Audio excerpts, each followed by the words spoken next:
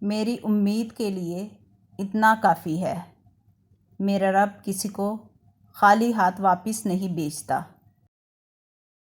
اللہ پر یقین والے دعا مانگنے کو کبھی معمولی نہیں سمجھتے۔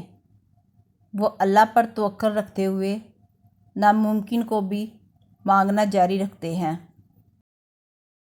اپنے لیے بہتری کی دعا مانگو اور باقی سب فیصلے اللہ پر چھوڑ دو۔ اللہ تم سے محبت کرتا ہے، وہ کبھی تمہارا برا نہیں چاہے گا۔ اللہ پر یقین کرنے والوں کے لیے کچھ بھی ناممکن نہیں ہوتا، کیونکہ وہ جانتے ہیں ان اللہ علی کل شیء قدیر، بے شک اللہ تعالیٰ ہر چیز پر قادر ہے۔ درود پاک پڑھنے والا شخص ایک ہی راستے پر چلے گا اور وہ ہے جنت کا راستہ۔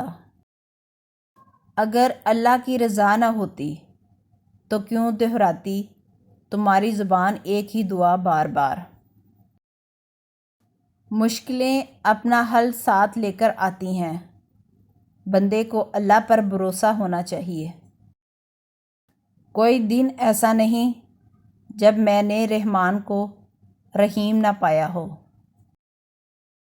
اللہ کی نعمتوں کو اللہ کے محبوب کاموں میں صرف کرنا بہترین شکر گزاری ہے۔ درد اللہ سے بانٹ لو تو روح کو بھی سکون آ جاتا ہے۔ درگزر کیا کریں، یہ روح کے لیے بہترین صدقہ ہے۔ خوف خدا ایک ایسا چراغ ہے جس میں نیکی اور بدی صاف نظر آتی ہے۔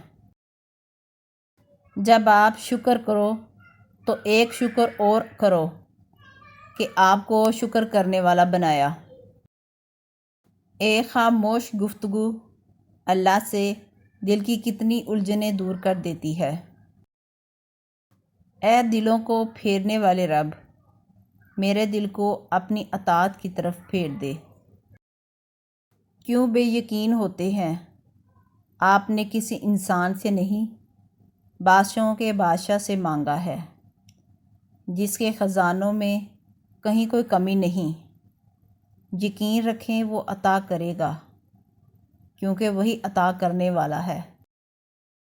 خوشی کی ایک قسم یہ بھی ہے کہ رب کے ہر فیصلے کو اپنے لیے بہترین سمجھنا۔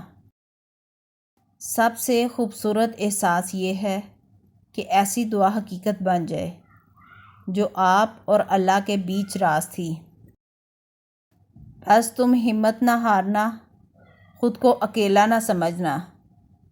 اللہ تمہارے ساتھ ہے، وہ تمہاری زندگی سے سارے غم، مشکلیں، تکلیفیں ایسے نکال دے گا کہ تم حیران رہ جاؤ گے۔